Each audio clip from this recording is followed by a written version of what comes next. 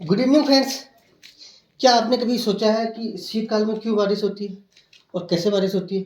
क्योंकि भारतीय उपमहाद्वीप में बारिश का पैटर्न है जो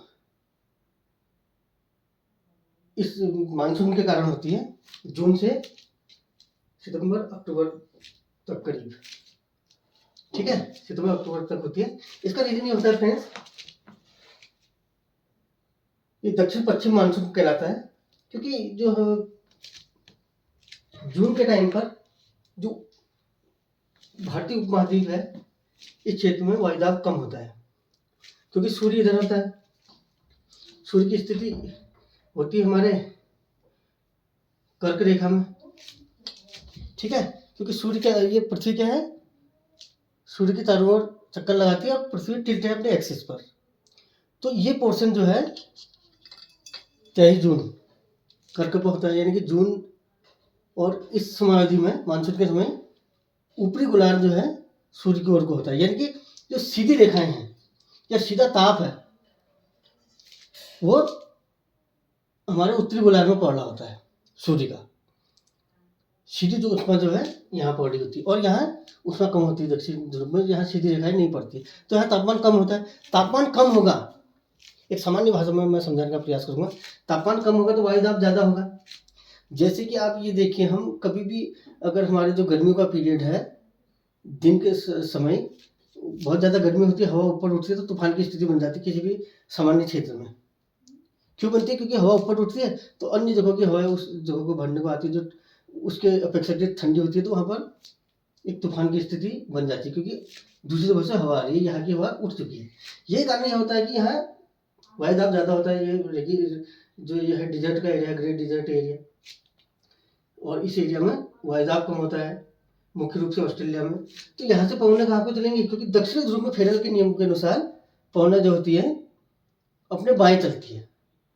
जैसे अगर ऐसे पवनें चलनी है तो यहाँ को अगर चलनी है तो ये इसका बायां हुआ, तो ये चल रही थी तो बाएं की ओर को आ गई, तो यहाँ को झुक गई तो इधर को आ गई। ठीक है। अब लेकिन उत्तरी गोलार्ध में क्या होता है, भूमध्य रेखा से ऊपर इनकी दिशा दाएं हो जाती है, तो ये रेखाएं क्या होंगी, ये पवनें क्या होंगी, दाएं को मुड़ जाएंगी, यानी कि अरब सागर से केरल और ये मलाबार वाले क्षेत्र से भारत में प्रवेश कर जाएंगी, इधर इस क्षेत्र से, ये महाराष्ट्र इधर क्षेत्र से। ठीक है। अब क्या होगा, इधर क्लाउड बनेगा, समुद्र है तो पानी की स्टीम से यहाँ क्लाउड बने रहेगा और ये पवनें चलेंगी तो यहाँ बारिश हो जाएगी। यानी कि 15 जून के करीब से ये है अगस्त से सितंबर तक यहाँ मानसून रहता है और यहाँ बारिश होती है। ठीक है, ये तो इसका रीजन हो गया मानसून के कारण यहाँ बारिश होने का, जो कि जेन्युइन है, बिल्कुल एक वैज्ञानिक बैठ रहा है। वायुदाब कम है, यहाँ ज़्यादा है, यहाँ बादल बने, यहाँ से पवन चली और यहाँ से यहाँ बारिश होगी, इधर से प्रवेश किया बारिश होगी। अब लेकिन सर्दियों में क्यों बारिश हो रही है? ठीक है फ्रेंड्स, सर्दियों में बारिश होने का कारण है फ्रेंड्स पश्चिमी विक्षोभ, यानी कि वेस्टर्न डिस्टर्बेंस। सर्दियों में क्या होता है, यहाँ वायुदाब कम है और इधर वायुदाब ज्यादा है। लेकिन जो ये क्षेत्र है फ्रेंड्स, यहाँ पर क्या है, समुद्र है, मेडिटेरियन सी है, भूमध्य सागर है। भूमध्य सागर का जो तापमान होगा वो, क्योंकि ये पानी है, पानी का ताप, क्योंकि धूप तो यहाँ भी पड़ेगी, हालांकि तिरछी पड़ेगी या कम मात्रा में, कम अपेक्षाकृत दक्षिण से कम पड़ेगी यहाँ सर्दियों में। लेकिन जो इस जल राशि का जो तापमान है, इसकी चारों ओर की भूमि है, उससे अधिक होगा। अगर अधिक होगा तो यहाँ वायु ऊपर उठेगी, इसकी अपेक्षा अधिक होगा, भूमि की अपेक्षा जल राशि का तापमान अधिक होगा। जल देर में ठंडा होता है, भूमि जल्दी ठंडी हो जाती है। ठीक है, तो यहाँ अगर तापमान अधिक है तो ये पवनें ऊपर को उठी और ये चारों ओर ठंडी है, तो यहाँ से इसकी ओर को ये कम वायु का क्षेत्र बन गया, अधिक दायु का, तो यहाँ प्रवेश कर जाएंगी। क्या पवनें यहाँ से चलेंगी भूमि से जल की ओर को, यहाँ भी, तो यहाँ चक्रवात की स्थिति बन जाएगी, उष्णकटिबंधीय चक्रवात। ठीक है, क्यों घूम जाएगा, चारों ओर से पवनें चल रही है तो एक चक्रवात की स्थिति यहाँ बन जाएगी। और यहाँ भी तापमान कम है अपेक्षाकृत इधर के, तो यहाँ से भी चली, तो एक चक्रवात की स्थिति बन गई जल राशियों में, मुख्य रूप से भूमध्य सागर में। तो अब वेस्ट से जनरेट हो रही है स्थिति सर्दियों के समय में, नवंबर दिसंबर के जनवरी के समय में। तो क्या हो गया, ये वेस्टर्न कहलाया, पश्चिमी कहलाया।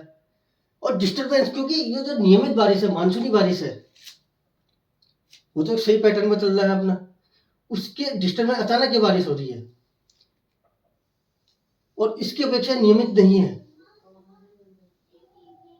तो इसे डिस्टर्बेंस कहा जाता है। और कम जो है वाइज आपके क्षेत्र को भी हालांकि डिस्टर्बेंस कहा जाता है, लेकिन एक हम ये समझ सकते हैं कि डिस्टर्बेंस की स्थिति क्रिएट कर रही है।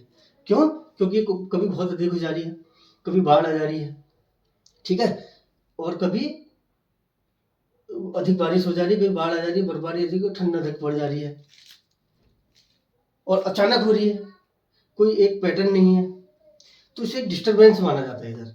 और इस ऐसे भी हम समझ सकते हैं कि डिस्टर्बेंस, क्योंकि ये जो नियमित बारिश का पीरियड है उसके अतिरिक्त है ये, तो इसे एक डिस्टर्बेंस माना जाता है, जो कश्मीर, हिमाचल प्रदेश, उत्तराखंड, आगरा तक के क्षेत्र में बारिश का कारण बनता है और ऊंचे ऊंचे क्षेत्रों में बर्फबारी का कारण बनता है। हालांकि इस डिस्टर्बेंस से लाभ भी बहुत है, क्योंकि जो हमारी सदानीरा जो नदियां हैं, इसमें जल का प्रभाव वर्षा भर में रह जाता है, ये ग्लेशियरों को एक क्या कहती है, पोषण देती है। और पोषण इस प्रकार से, क्योंकि बर्फ बनेगी, बर्फ पड़ेगी तो अधिक बर्फ यहाँ रहेगी, तो वर्षों में यहाँ सतही नदियाँ हमारी बनी रहेंगी, जो कृषि के लिए भी लाभदायक है और जीवन यापन के लिए भी लाभदायक है। और इससे बर्फ की मात्रा यहाँ बढ़ रही है, तो ये लाभदायक भी है। रबी की फसल का, रबी का समय है, तो रबी की फसलों के लिए भी ये लाभदायक है।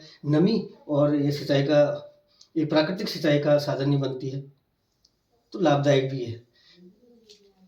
क्या है और कारण क्या हो गया? वेस्टर्न डिस्टर्बेंस, क्योंकि अब ये डिस्टर्बेंस जो पश्चिम में जनरेट हुआ और यहाँ से नमी लेते हुए यहाँ पहुंचा, किनसे? पछुआ पवनों की सहायता से। पछुआ पवनें पश्चिम से पूर्व को चलती हैं, ठीक है, तो इसकी सहायता से यहाँ पड़ा और हिमालय ऊंचा है, यहाँ टकरा के आगे नहीं बढ़ पाए, यहाँ बारिश बर्फबारी का कारण बना। और जेट पवनें जो हमारे क्षोभ मंडल और समताप मंडल के मध्य में चलती है, वो भी इसमें सहायक रहती है, क्योंकि जेट पवनें भी पश्चिम से पूर्व को चलती है। तो इस प्रकार जो शीतकाल में जो उत्तरी भारत, दिल्ली तक और आगरा तक के क्षेत्र में वर्षा का कारण है, वो है वेस्टर्न डिस्टर्बेंस, पश्चिम विक्षोभ उसे कहा जाता है, ठीक है। पश्चिम में जनरेट हो रहा है, इसलिए पश्चिमी हो गया, और एक कम आयदाब के क्षेत्र से बना करके एक चक्रवात की स्थिति में पहुंच रहा है और एक डिस्टर्बेंस यहाँ क्रिएट हो रहा है, तो पश्चिमी विक्षोभ इसे कहा जाता है। तो इसका सीधा सीधा उत्तर हो गया कि शीतकाल में उत्तर भारत में बर्फबारी और बारिश का कारण क्या है? पश्चिमी विक्षोभ। जो मानसून में लौटता मानसून, उससे जो बारिश होती है इस समय में, वो तमिलनाडु आदि क्षेत्रों में होती है। ये तो सिस्टम से बन रहा है, लेकिन ये जो है भूमध्य सागर में जो एक चक्रवात, उष्णकटिबंधीय चक्रवात है, उसकी वजह से जो बारिश हो रही है इस क्षेत्र में, वो पश्चिमी विक्षोभ है। तो आशा करता हूँ कि मेरा बात व्याख्यान सही रहा होगा और इस पश्चिमी विक्षोभ को स्पष्ट करने में सक्षम होगा व्याख्यान। तो फ्रेंड्स, अब आगे बढ़ते हैं और रीजनिंग और मैथ्स की ओर को अपना रुख करते हैं। तो फ्रेंड्स, मैंने आपको पूर्व में बताया था कि रीजनिंग एंड मैथ्स में बहुत पहलू होंगे, हमें प्रत्येक पहलू को समझना होगा, और जब हम क्वेश्चन को फेस करेंगे एग्जामिनेशन हॉल में, तो कौन सा पहलू वहाँ पर सही बैठ रहा है ये हम देखेंगे, और ऑप्शन से हम उसे मैच करके अपना आंसर देंगे, ठीक है फ्रेंड्स। तो कई मैंने पूर्व में पहलू बताए, एक नेक्स्ट में पहलू यहाँ पर स्पष्ट करने जा रहा हूँ। आपका प्रश्न है फ्रेंड्स, 15 लिखा है, 20 लिखा है, 15:20 लिखा है, 21 क्या होगा? अब हम इसमें अब ऑप्शन मारे हैं, 20 है, 16 है, 17 है, 4 है आंसर। अब हमारे यहाँ पर क्या बनना है? इसका गैप क्या हो गया? 5 जोड़ दीजिए तो 20 हो गया, इसमें 5 जोड़िए, 26 से यहाँ पर नहीं है, ठीक है फ्रेंड्स। तो एक पहलू यहाँ पर कोई ये बन के आ रहा है, इन 1 और 5 को आप मल्टीप्लाई कीजिए, 5 भी आ रहा है, ये भी नहीं बैठ रहा है, 2 और ये भी ऐसा ऑप्शन में नहीं है, ठीक है। या इनका क्यूब कर लीजिए, उससे कोई रिलेशन बनाइए, ऐसा भी आपको नहीं दिख रहा है। तो हम क्या करेंगे फ्रेंड्स, एक यहाँ पर जो पहलू फिट बैठ रहा है, आप 15 का स्क्वायर कीजिए तो 2 to 5 हो गया। 2 to 5 को आप इनके सभी अंकों को मल्टीप्लाई कीजिए, 2 × 2 4, 4 × 5 20, तो ये 20 आ गया। इसी प्रकार 21 का हम स्क्वायर लगाएंगे तो क्या हो जाएगा? 441, 441, 4 × 4 16, × 1 16, यानी कि हमारा क्या आ जाएगा? 16। तो एक पहलू आज हमारा और क्लियर हो गया कि इस प्रकार का अगर हम क्वेश्चन फेस करते हैं तो ये भी देखेंगे कि कहीं ऐसा तो नहीं है कि इसको इसका स्क्वायर निकाल के उसके सारे अंकों को गुणा करके तो ये नहीं आया है।